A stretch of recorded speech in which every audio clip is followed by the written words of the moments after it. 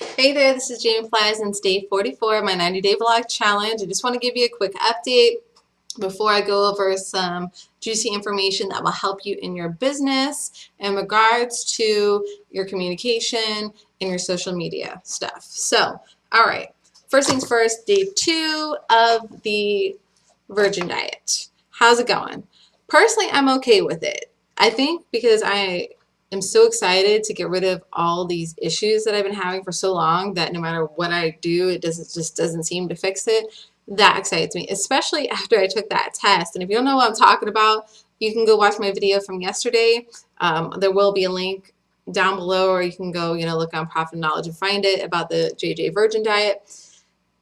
The whole thing is, to have that score of 44, like, this is not a test that you want to be an overachiever on. Like 15 plus was high. So 44, like that's like what, like quadruple high almost, like not good for business. You know what I mean? So, Larry, I had him take it this morning and he actually got a 46. So not good. And, we've had a friend that came by and stuff and they were like, oh, I wouldn't be on that. I can't do that. And I was like, I guess you're just not sick and tired of being sick and tired enough, because they even looked over and they're like, oh, I've got a lot of these symptoms. It's just like anything else. To get a person motivated, they have to just be sick and tired of being whatever it is to just go out and make a change and do something different. For me, I'm sick and tired. So like I said yesterday, if I had to give some stuff up for 21 days, no big deal. And even if I had to give them up for a lifetime just to feel my best self and be my most productive self, I'm okay with that. And if you're not okay with that, like I said yesterday, there's something wrong with that. And you really need to dig deeper on what it means to live and how you could live even better if you just feel good. You just feel better. So how am I doing on reading my books? Well, I finished sort of a book in a week. I know what you're going. What do you mean by sort of? Well, I finished half of 2 books. So I it's like 1 book, right? Half and half equals 1. Okay. So what happened is I was halfway through this, and then this lovely book came in, and I had to, well, I didn't have to. I chose to read the first half to figure out what I could do to start the diet and be on the first phase. So I am going to finish this before the week's up, which is 6 days for my book week, that is. And as well as I am going to finish the last half of this one, and that will put me still at reading 2 books in the course of 2 weeks, or in this case, 1 book a week. So very stoked about that. Let me know what you're reading below. Let me know if you took that challenge that I gave you yesterday to take that test and what your score is, and how do you feel about that?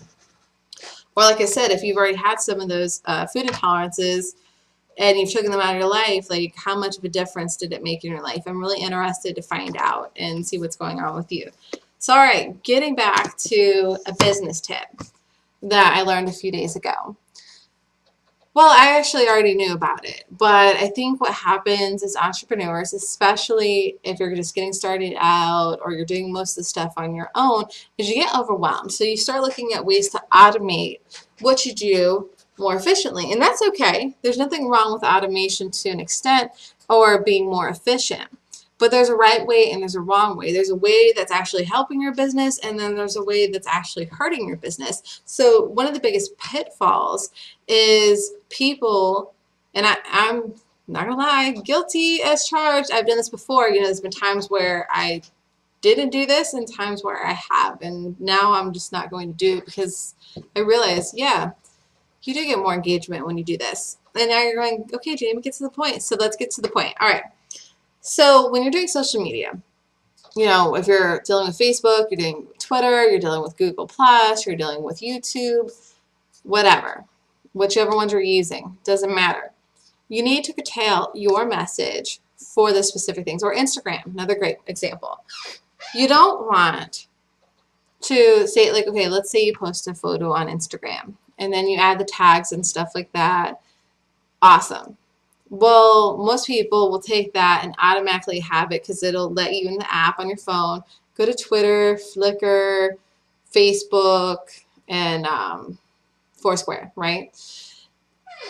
That's awesome. Like, yeah, time saver, woohoo! Okay, awesome. But when you're building a business, Twitter needs to have its own message. Facebook needs to have its own message. Personally, Foursquare is kind of like with me, so I don't know. I could be wrong when I say that it doesn't really matter too much. I haven't seen much traction there personally, and maybe I'm not perfect. Maybe I'm just not utilizing it the most efficiently possible. That is something I am going to look into more in the future. But or Pinterest. Let's say you were doing a Pinterest. That message should be curtailed for Pinterest, and not just the messages. You could take it a step further and make sure that the images.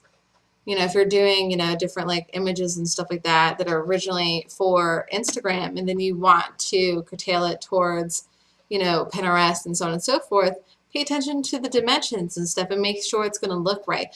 Usually, once you edit something on Pinterest, it's going to fit really good on Facebook, or sorry, not Pinterest, on Instagram. It's going to fit and look good on Pinterest and also look good on Facebook.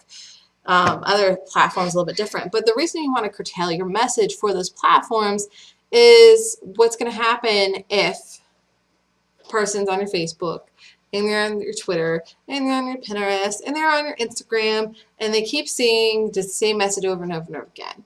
Well, now you're losing them.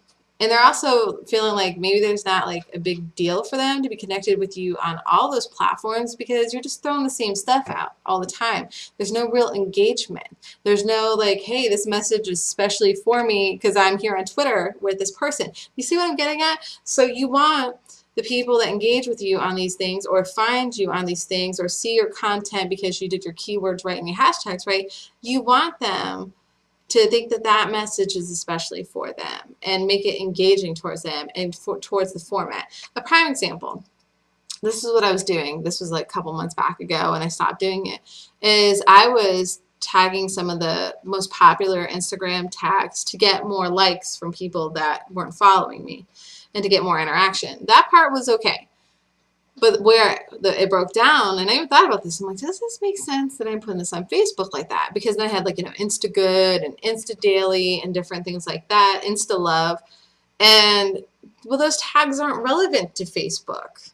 They're just not. They're relevant to Instagram, absolutely, but they're not very relevant to your Facebook. So I think I was losing some engagement there because it's obvious that even if someone didn't, read that I sent it from Instagram, it was pretty obvious that that's where that was coming from. So I think sometimes it's okay to do that every once in a while, and here's why. I wouldn't say, tag it with Instagram. Kind of know, like if I'm going to put this Instagram thing on Facebook, well, the tag should, totally correlate with both and try to tailor the message where it still feels good to both. Because one thing that's good about it is letting people know you're on Instagram by sending stuff out there. So I would say you want to do this a couple times just to reach out and let people know you are on Instagram. That's okay. But if you think you're going to, take your blog post and make the same description for Instagram and Pinterest and Facebook and Twitter and not tailor your message to those specific spots, then you, my friend, are missing out on the sweet spot. And I know because I did the same thing. People want to feel special wherever they are visiting your content or wherever they find that. And it just looks like, oh, you're like kind of a cookie cutter marketer when they see the same message all the time, every single where. You need to break it up and tailor it towards that specific place so you can get more engagement and more traffic, and the rest will all work itself out. All right, so that is my tip for you today.